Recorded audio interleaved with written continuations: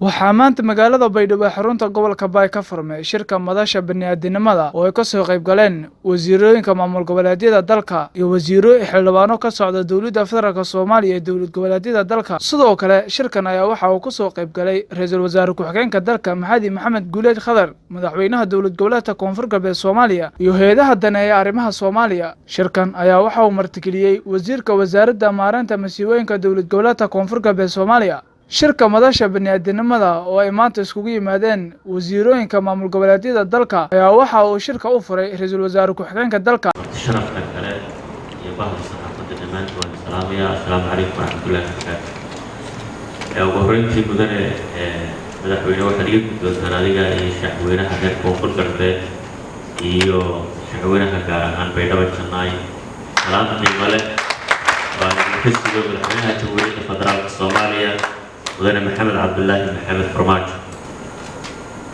runaahanti sharaf weyn bay tahay maanta inaan idinkala soo qayb galo aniga iyo wafdi xukuumadda federaalka shirka arrimaha bani'aadamnimada oo maanta si rasmi ah uga furmay magaalada Baydhabo.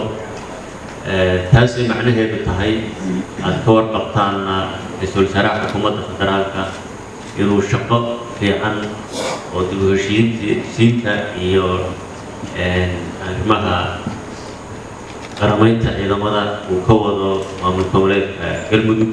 taasi waxay tusaysaa in dowladda federaalka ay kala soo qayb gasho maanta Baydhabo shirweynahan ka furmaya ra'iisul wasaarihiina jooga Galmudug.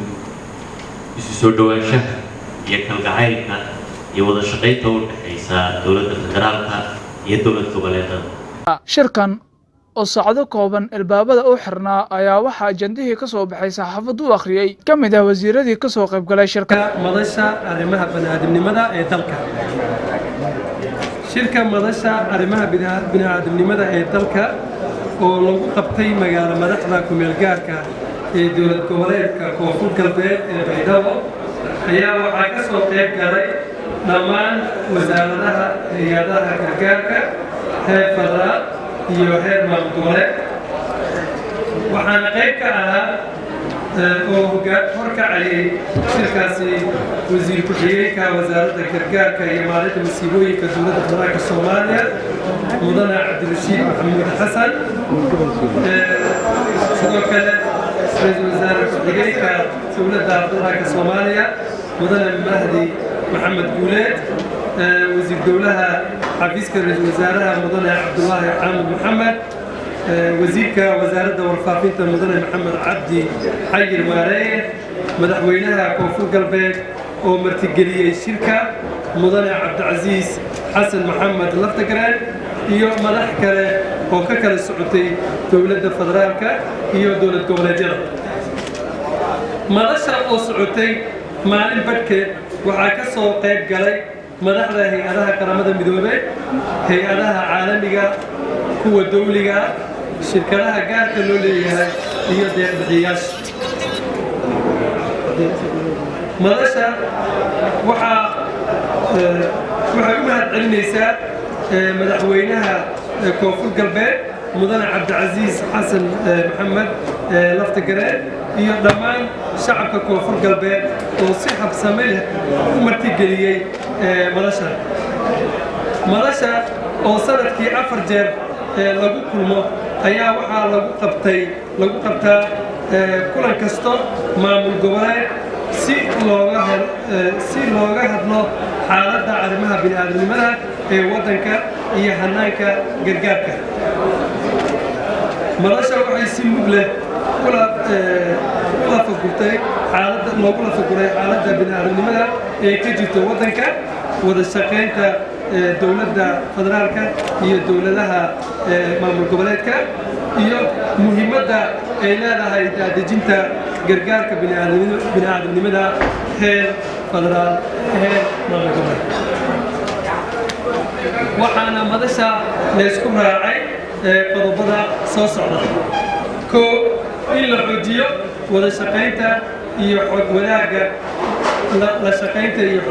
wadaagga wasaaradda gargaarka iyo maareynta masiibooyinka heer federaal iyo wasaaradaha iyo hay'adaha gargaarka iyo maareynta masiibooyinka ee heer dowlad goboleed in laga wada shaqeeyo sidii hoos loogu daadejin lahaa arrimaha gargaarka iyadoo la gaarsiinayo heer tuulo si loo dhiso awoodda u adkaysiga iyo dhaqso ka soo jawaabidda musiibooyinka dadka heer gobol heer degmo ilaa heer tuulo in la joogteeyo kulamada iyo shirarka si ay taas u noqoto fursad aqoon wadaag iyo iskaashi u dhexeeya wasaaradda gargaarka iyo maareynta masiibooyinka heer federaal iyo wasaaradaha hay-adaha gargaarka iyo maareynta masiibooyinka heer dowlad goboleed madashu waxay caddaynaysaa in wasaaradda gargaarka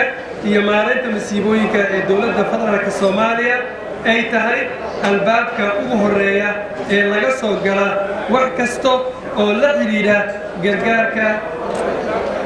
gargaarka arrimaha bini'aadanimada iyo maareynta masiibooyinka wasaaradda gargaarka iyo maareynta masiibooyinka ee heer dowlad goboleedna ay kaabayaan u yihiin lana garab taagan yihiin sidii loo fulin lahaa arrimaha gargaarka bini'aadanimada goluhu wuxuu ka codsaday deeq-bixiyayaasha in ay taageeraan qorshaha 2019 ee ka jawaabidda saamayntii abaarihii hore ee dalka ku dhacay 2017 iyo 2018 kaasoo ay si wadajir ah u soo bandhigeen wasaaradda gargaarka iyo maareynta masiibooyinka heer federaal iyo UN OCHA taariikhdu markay ahayd 13 Luulyo 2019 in bixinta gargaarka sal looga dhigo shuruudaha afarta ah ee jiheeya gargaarka bini'aadamnimada kuwaas oo kala ah bini'aadamnimo daacadnimo dhexdhexaadnimo iyo madax bannaani wabillahi tawfiiq shirkan kiisa kale ayaa waxa uu lagu balansan yahay inuu lagu qaban doono maamul goboleedka Galmudug caasimadiisa ee Dhuusmareeb Ibraahim Macalimow warbaahinta caalamiga ee magaalada Baydhabo.